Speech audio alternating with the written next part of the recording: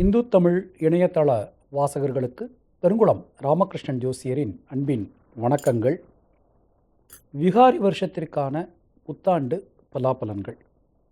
நிகழும் மங்களகரமான ஸ்வஸ்திஸ்ரீ விகாரி வருஷம் உத்தராயணம் ஹேமந்த் ருது சித்திரை மாதம் 1ஆம் நாள்.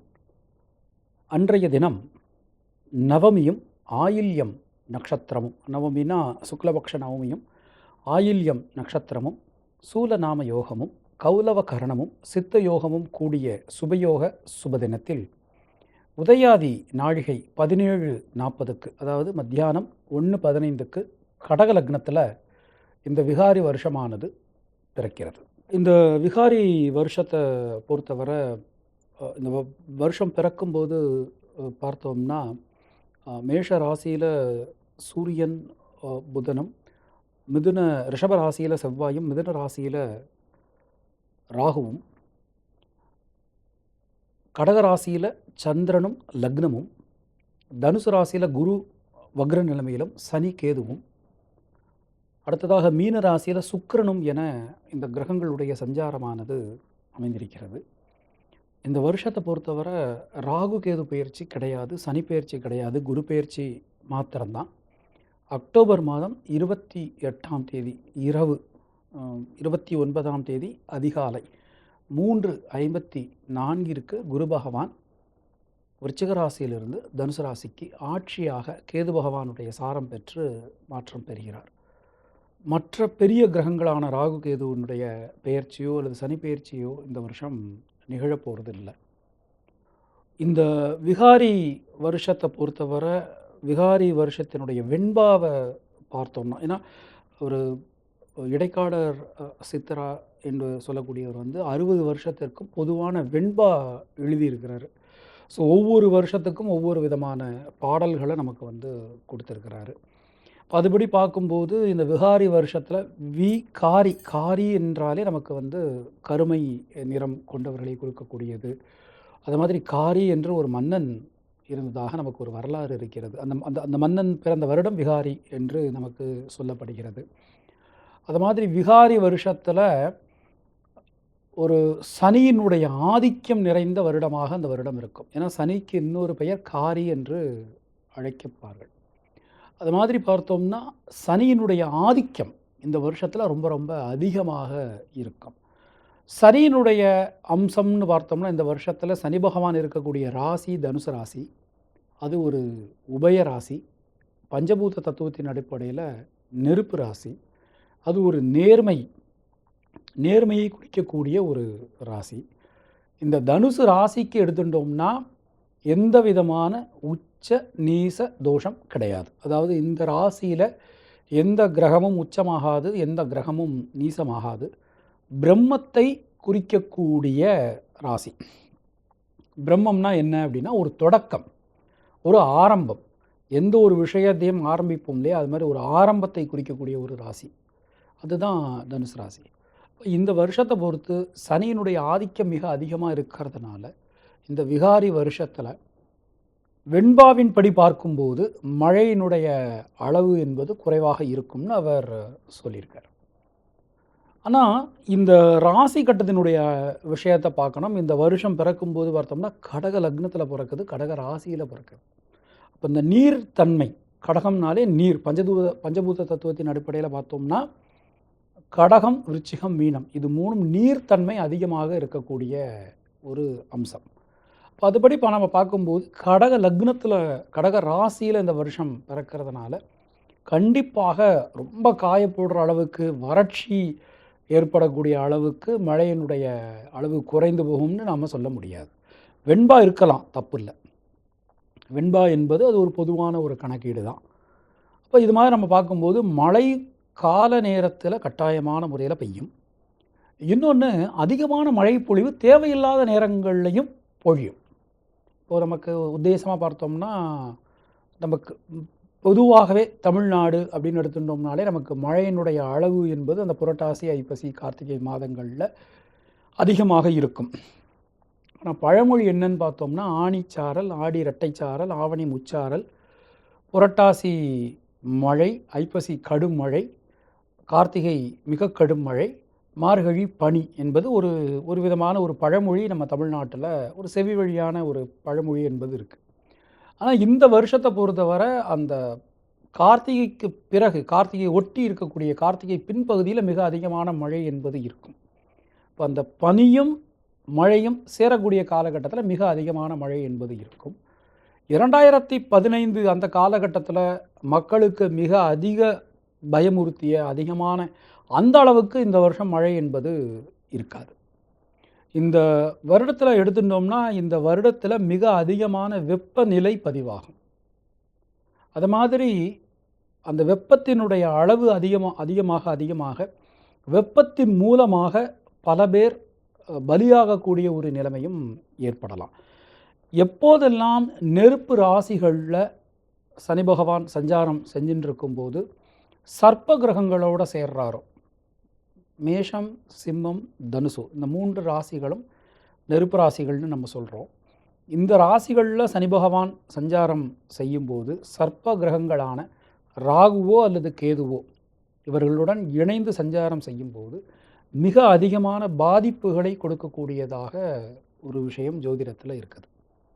அது மாதிரி நம்ம பார்க்கும்போது சனியும் கேதுவும் இணைஞ்சிருக்காங்க. குரு பகவான் நமக்கு அக்டோபர் மாதம், ஏன்னா ஐப்பசி மாதம் தான் நமக்கு, அந்த ஐப்பசி மாதத்தினுடைய மத்தி பகுதியில் தான் தனுசு ராசியில் கூட சேர்றார். அது வரைக்கும் பார்த்தோம்னா சனியும் கேதுவும் இணைந்து சஞ்சாரம் செய்கிறாங்க. சனி தன்னுடைய 7ஆம் பார்வையினால், எக்ஸாக்ட் 7ஆம் பார்வையினால் ராகு பகவானை பார்க்குறார். இது மாதிரி நடக்கும்போது என்னாகும்னா பூமி சம்பந்தமான விஷயங்களில் சில பூகம்பங்கள், சில எரிமலைகள் வெடிக்கிறது, இதன் மூலமாக மக்கள் சில கஷ்டப்படுறது, இது மாதிரியான சில விஷயங்கள் ஏற்படலாம்.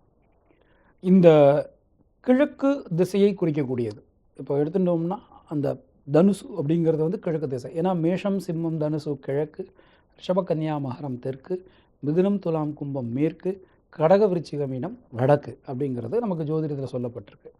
அது மாதிரி பார்க்கும்போது தனுசு ராசிக்கு கிழக்கு திசை சொல்லப்பட்டிருக்குன்னா கீழ் திசை நாடுகள் என்று சொல்லக்கூடிய சிங்கப்பூர், மலேசியா, இந்தோனேஷியா இது மாதிரியான நாடுகள் மிக அதிகமான பாதிப்புகளை பெறும். அடுத்ததாக பார்க்கும்போது தென்கிழக்கு நாடுகள் என்று சொல்லக்கூடிய இந்தியா, பாகிஸ்தான் இது மாதிரியான தென்கிழக்கு நாடுகள் என்று சொல்லக்கூடிய நாடுகளிலும் மிக அதிகமான பாதிப்புகள் ஏற்படலாம். எந்த அளவுக்கு அதிகமான வெப்பம் இருக்கோ அதே அளவுக்கு அதிக அளவிலான மழை பொழிவும் என்பதும் இருக்கும். ஆனால் நம்ம தமிழ்நாட்டை பொறுத்தவரை மிக அதிகமான வெப்பநிலை பதிவாகும். மழையின் அளவு ஓரளவு சராசரியாக இருக்கும். ஒரு விவசாயத்திற்கு தேவைப்பட்ட ஒரு மழை என்பது இந்த வருஷம் கட்டாயமான முறையில் உண்டு. புயல் உருவாகக்கூடிய விஷயத்தை நம்ம பார்த்தோம் அப்படின்னா கிட்டத்தட்ட ஒரு 12 புயல்கள் இந்த வருஷம் உருவாவதற்கான வாய்ப்புகள் இருக்கிறது. மழையினுடைய அளவு வந்து படி கணக்கில் நம்ம கணக்கெடுவோம். ஏன்னா ஒவ்வொரு பஞ்சாங்கத்திலும் நீங்கள் பார்த்துருப்பீங்க, படி மரக்கால் கணக்கு அளப்பாங்க. அதுபடி பார்க்கும்போது இந்த வருஷத்தினுடைய மழையின் அளவு மரக்கால் அளவில் அளந்தோம் அப்படின்னா கிட்டத்தட்ட 3.25 மரக்கால் நமக்கு வந்து மழையினுடைய அளவு என்பது இருக்கிறது. இதில் 3 மரக்கால் மழையானது கடல்லையே பெஞ்சிடும். இது 3/4 மரக்கால் தான் நமக்கு இங்கே பெய்ய போகிறது. இது வானிலையை பொறுத்தவரை. அடுத்ததாக பார்த்தோம்னா சமூகம் சார்ந்த சில விஷயங்களை நம்ம கவனிக்கணும். இந்த வருஷம் இதுவரை இல்லாத அளவு மிக அதிகமான மறு திருமணங்கள், அதாவது டிவோர்ஸ் ஆனவங்க அல்லது வாழ்க்கை துணையை இழந்தவர்களுடைய மறுமணம் என்பது இந்த வருடம் மிக மிக மிக அதிகமான முறையில் நடைபெறும். உச்சபட்ச ரெக்கார்டு அப்படின்னு சொல்லலாம். அது கண்டிப்பான முறையில் இந்த வருஷம் உறுதியான முறை நிகழும். அதில் எந்த சந்தேகமும் கிடையாது. அது மாதிரி குரு பகவான் ஆட்சி பெறதுனால கோவில் சம்பந்தமான விஷயங்களில் இருந்து வந்த பிரச்சனைகள் எல்லாமே கொஞ்சம் கொஞ்சமாக சரியாகும். அதிகமான கோவில்களில் கும்பாபிஷேகம் நடக்கிறது, அதிகமான கோவில்களில் புனரமைப்பு நடக்கிறது, இது எல்லாம் இந்த வருஷம் நல்லபடியாக நடக்கும். அரசியல் சார்ந்து பார்த்தோம்னா மத்திய அரசில் சில சலனங்கள் என்பது ஏற்படலாம். ஏற்கனவே இருக்கக்கூடிய ஒரு கட்சிக்கு, ஆட்சியில் இருக்கக்கூடிய கட்சிக்கு மீண்டும் வாய்ப்புகள் வரும். ஆனால் பழைய மிக பழைய 5 வருடத்துக்கு முன்னாடி பெற்ற ஒரு மெஜாரிட்டி கிடைக்குமா அப்படிங்கிறது சந்தேகம். அடுத்ததாக மாநில அளவில் பார்த்தோம்னா, மாநிலம் சார்ந்த விஷயங்களில் இந்த போராட்டங்கள் இன்னும் அதிகமாகத்தான் செய்யும். மாநிலத்தினுடைய தலைமை மாறுவதற்கான வாய்ப்புகள் என்பது அதிகம். தமிழ்நாட்டை பொறுத்தவரை நம்மளுடைய இந்திய அளவில் பார்த்தோம்னா, தமிழ்நாட்டை குறிக்கக்கூடிய ராசி என்பது மகரம். ஒரு இந்தியாவை டோட்டல் ராசி கட்டமாக நம்ம எடுத்துட்டோம்னா, தமிழ்நாட்டை குறிக்கக்கூடிய ராசி என்பது மகர ராசி. மகர ராசிக்கு 2016 ஜனவரியிலேருந்தே நம்ம வந்து எடுத்துக்கலாம். 2016 ஜனவரியிலேருந்து 2019 மார்ச் மாதம் வரைக்கும் கிட்டத்தட்ட ஒரு அப்ராக்சிமேட்டாக பார்த்தோன்னா கிட்டத்தட்ட 3 வருடங்கள் மிக கடுமையான போராட்டமான ஒரு காலகட்டம். இனிமேல் கண்டிப்பாக எதையெல்லாம் தமிழ்நாடு இழந்ததோ அதையெல்லாம் மீண்டும் பெறும். அது ஒரு நல்ல ஆட்சியாக இருக்கலாம், தலைமை மாற்றமாக இருக்கலாம், எதுவாக வேணாலும் நமக்கு இருக்கலாம். பொருளாதாரம்னு எடுத்துட்டோம்னா பங்குச்சந்தையினுடைய அளவு ஆனது மிக மிக ஒரு உச்ச நிலையை தொடும். அதே வேளையில் தண்ணீர் சார்ந்த பெட்ரோலியம் சார்ந்த தொழில் செய்யக்கூடியவர்கள் இவங்களுக்கெல்லாம் இந்த வருஷம் மிகப்பெரிய ஆதாயம் ஏற்படும். கண்டிப்பாக நிச்சயமாக பெரிய ஆதாயம் ஏற்படும். தொலைத்தொடர்பு துறையில் இருப்பவர்களுக்கு ஒரு மிகப்பெரிய வளர்ச்சியினை இந்த வருடம் காண்பார்கள். பொதுவாக விகாரி வருஷத்தில் ஒரு நல்லது நடக்கணும் அப்படின்னா பொதுவாக எல்லாரும் செய்யக்கூடிய பரிகாரம் அப்படிங்கிறது அடிக்கடி ராமேஸ்வரம் போகிறது, காசி போகிறது, அம்மா மண்டபம் போகிறது, திருவெண்காடு போகிறது, திருநள்ளாறு போகிறது, இது மாதிரியான சனி சிக்னாப்பூர் போகிறது, இது மாதிரியான சனி சம்பந்தப்பட்ட இடங்கள், அது மாதிரி முன்னோர்கள் வழிபாடு செய்கிறது, ஒவ்வொரு சனிக்கிழமை தோறும் முன்னோர்களுக்கு நம்மளுடைய காக்கைக்கு சாதம் வைக்கிறது, இது மாதிரியான சனி சார்ந்த விஷயங்கள், சனி சார்ந்த பரிகாரங்கள் செய்கிறது ரொம்ப ரொம்ப விசேஷம். இந்த வருஷத்தை பொறுத்தவரை கொஞ்சம் கவனமாக இருக்க வேண்டிய ராசிகள்னு பார்த்தோம்னா ரிஷபராசி, மிதுன ராசி, அது மாதிரி கன்னி, விருச்சிகம், தனுசு, இந்த 5 ராசிக்காரர்கள் கொஞ்சம் எந்த ஒரு விஷயத்திலும் கொஞ்சம் கவனமாக நாம் இருக்கணும். மற்ற இருக்கக்கூடிய 7 ராசிகளுக்குமே இந்த வருஷம் ஒரு நல்ல மாற்றங்கள் வரக்கூடிய, நல்ல ஏற்றங்கள் வரக்கூடிய ஒரு காலகட்டம் தான்.